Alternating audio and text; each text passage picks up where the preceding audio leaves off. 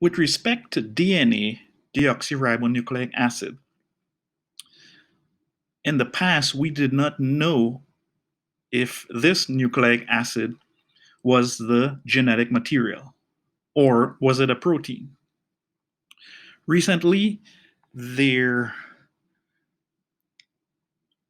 in 1952, Alfred Hershey and Martha Chase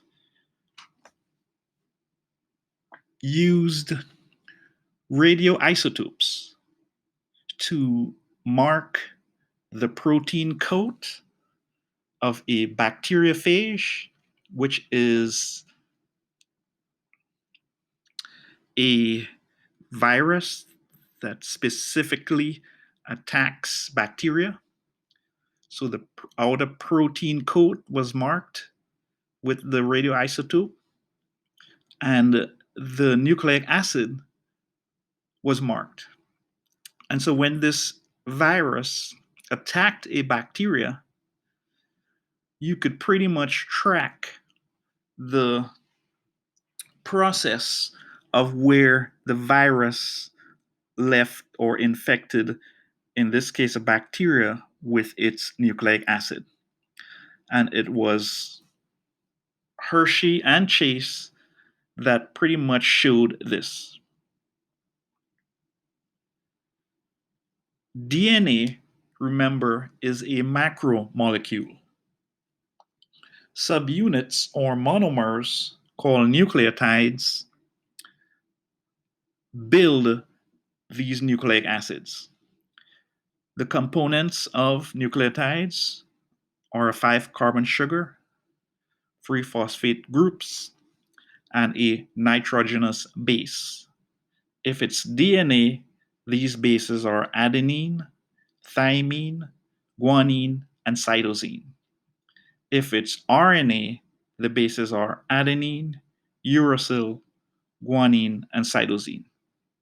And so if we run these DNA on a gel using the process called gel electrophoresis, we have DNA separating according to size. So we did this in the lab. These are sea urchin DNA, and these are soft coral DNA.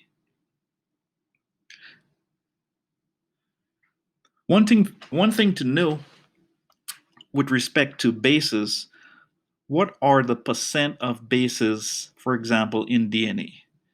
And so Chargaff's rule pretty much can tell what percentage each bases are. So nitrogenous bases are complementary. In other words, adenine bonds with thymine, guanine with cytosine, and vice versa. The percentage of adenine, so let's say we have adenine makes up 40% of the specific organism's DNA, then that means that thymine will make up 40%. So that's 80%, leaving 20%. So that means guanine will be 10% and cytosine 10% for the full 100%. That is Chargaff's rule.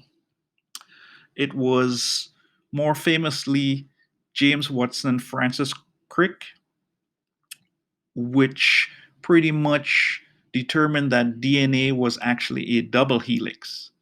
However, they used research from Rosalind Franklin, who actually showed the X-ray diffraction image of DNA, which pretty much highlighted DNA as a double helix or has 2 chains.